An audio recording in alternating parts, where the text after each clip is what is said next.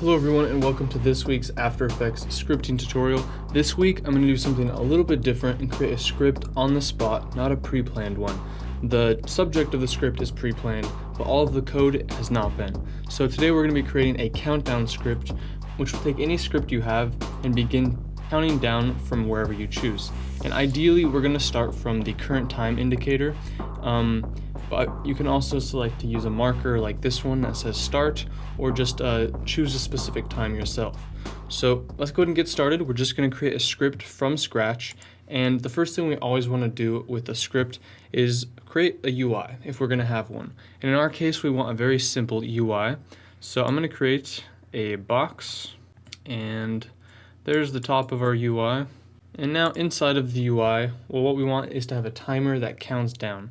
So what we're pretty much going to need for sure is to be able to grab a text layer and apply an expression which uses some stuff to create a countdown effect. So I already actually have an expression that has a time countdown effect, and we're going to be using this.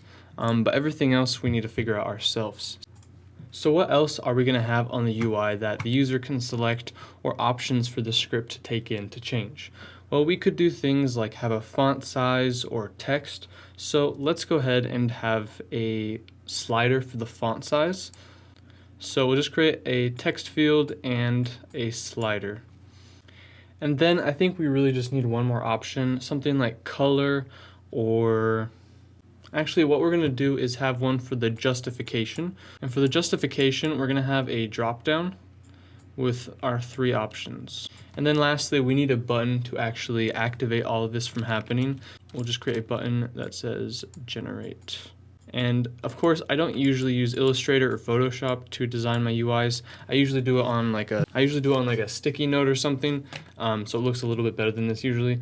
But the best thing to do is pre-plan everything so you know, okay, I'm going to need to modify the font size and the justification, and that way you have a full breadth of understanding of what variables and properties we're going to change.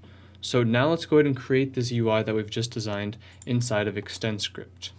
So we'll have a new JavaScript file open and create a new window. And we need to be able to see this guy here. Create a new window called main window. And it's going to have the type palette, and the name is going to be countdown creator.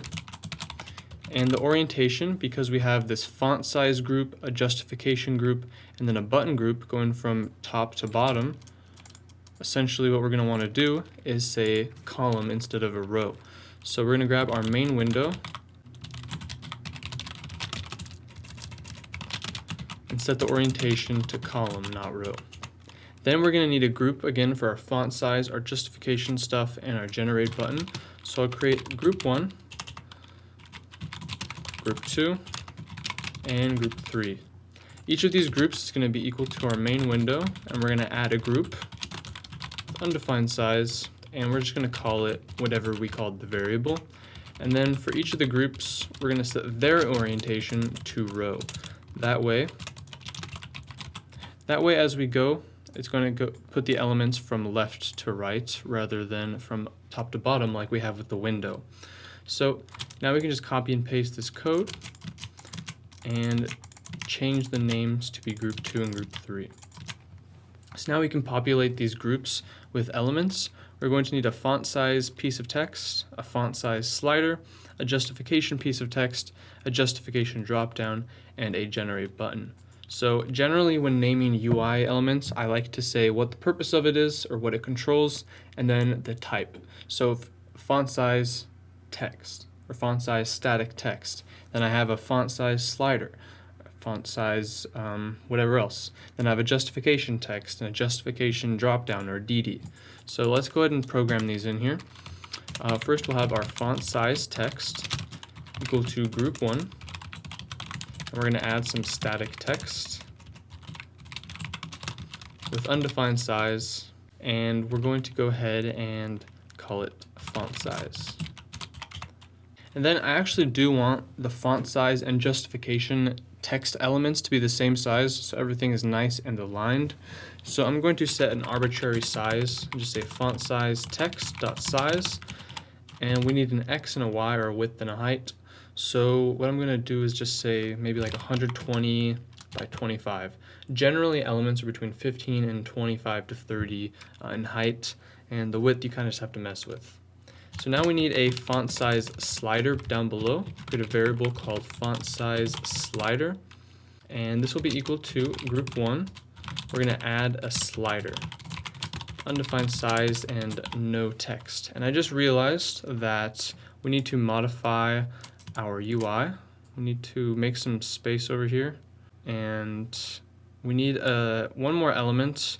We need a number to display the font size to the right. So what I'm going to do for that is after font size slider, our font size slider text. So again, I'm using very descriptive names so I understand in the future what these are. Because if I program this and come back in a month, I may not remember what the create button does if there are 10 create buttons. So we're going to create font size slider text equal to group 1. We're going to add some more static text. And the text is by default going to be whatever our default value is. So let's just say the default font size is going to be 100.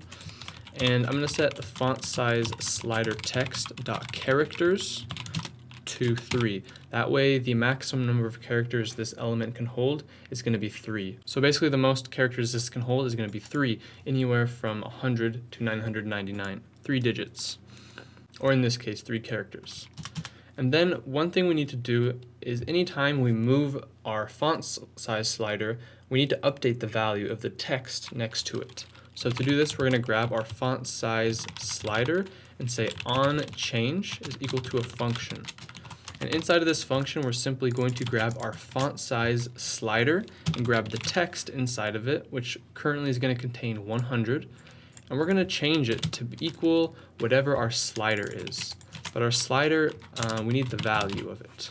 So this is mostly working, but one thing about sliders is they can often have decimals, and we need to also define the range of this slider. What's the minimum font size and the maximum font size? So to do this, what we need to do is grab our font size slider dot min value. I'm going to set this equal to 1, and our font size slider dot max value, set that equal to 100. And then I'm going to set the actual value of the slider to be 100, so that not only this text is going to say 100 next to it, this is also going to be over here in the max spot. And then over down here, we don't want to just grab the math size slider.value. We want to actually floor it by using math.floor, or you can use math.fixed to set it to a fixed number of decimals. We just want an integer with no tenths place afterwards. All right, so now we can move on to the justification group. We're going to create our justification text the same way we did for our font size text. So we can really just go ahead and change the name after we copy and paste it. So we'll change that to justification text and change the text within itself to justification. Then we also need our justification dropdown. So we'll say var justification dd is equal to group 1.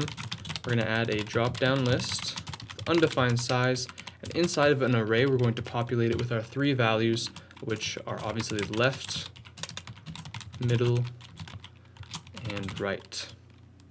And then we're going to set the default value of that drop-down to be left.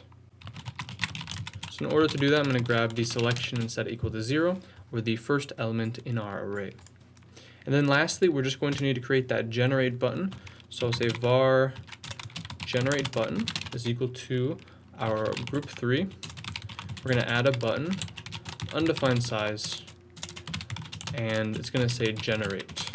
Now finally, to see if our code is all working here, we're going to grab our main window, and we're going to center it. And then we'll grab our main window and show it. So now if we go ahead and run our script, make sure we're connected to After Effects here, you can see we now have a UI appearing, but it's not how we wanted. It looks like I accidentally added the justification text and dropdown to group 1.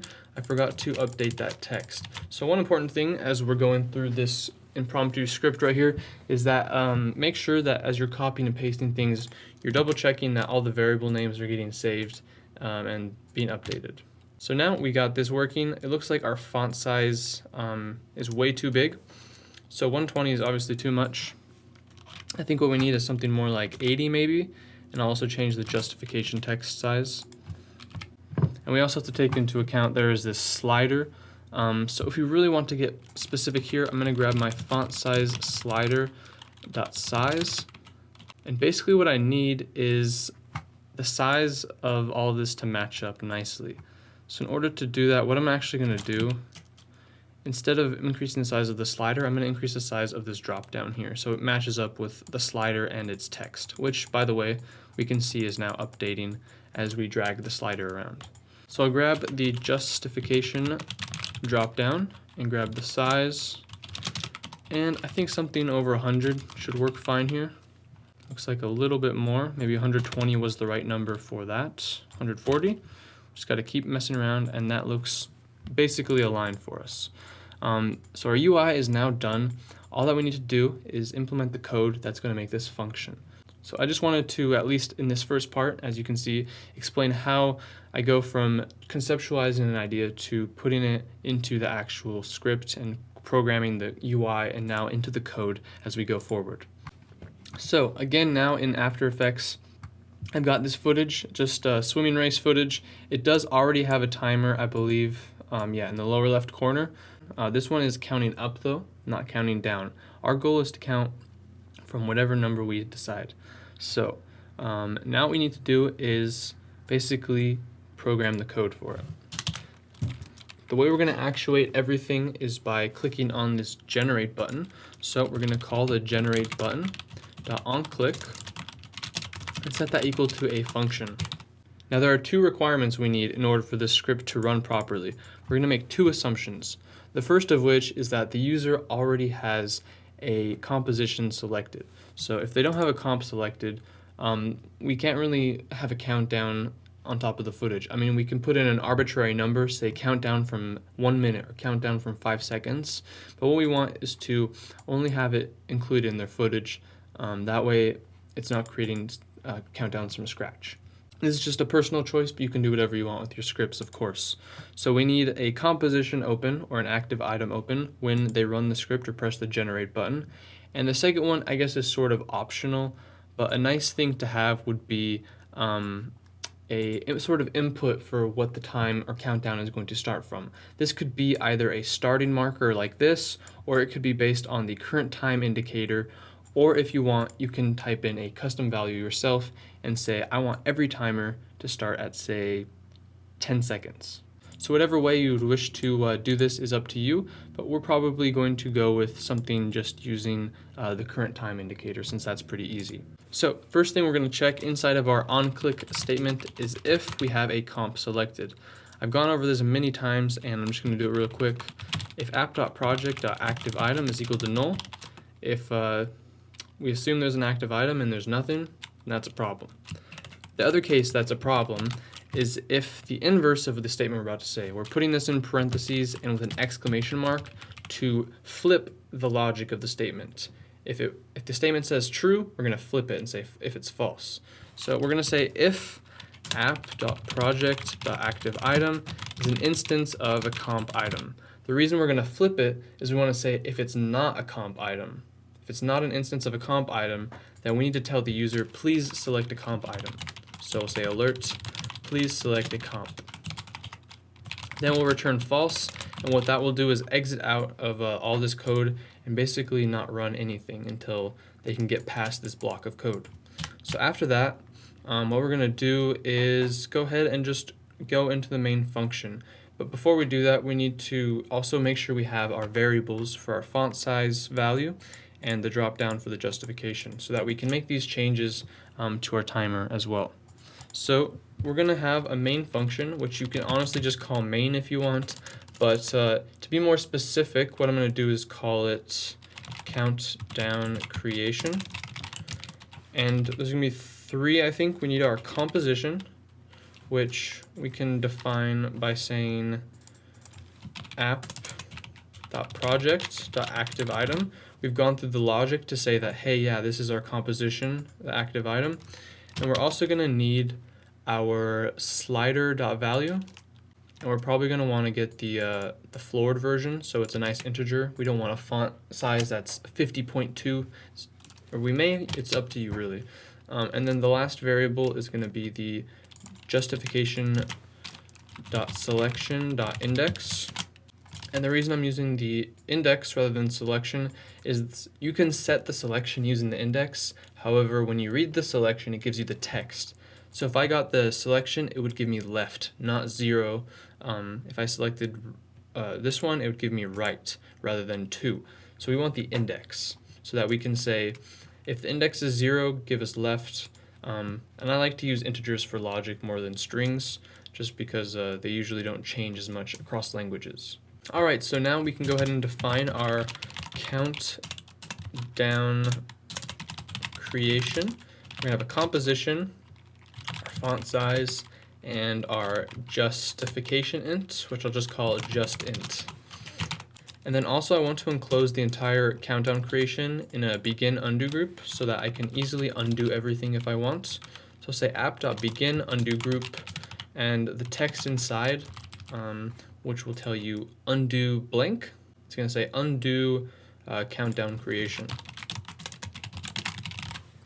And then down below, app.end undo group, and close the parentheses. So now we can go ahead and just make sure inside of our countdown creation, now that we've gone a few layers in, we've gone into our generate button, we've gone into this new function, let's go ahead and say writeLine comp.name.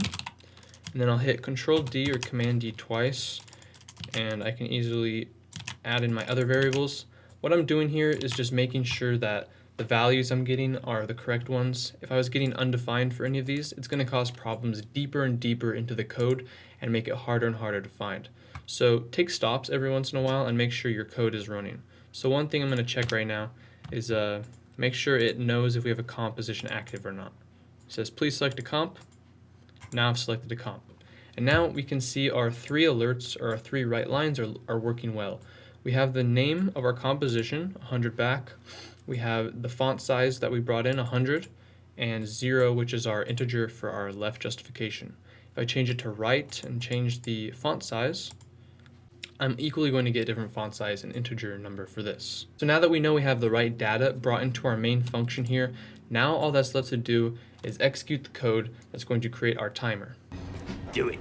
So to do this, what we're going to first do is create an empty text layer where the timer text will go into.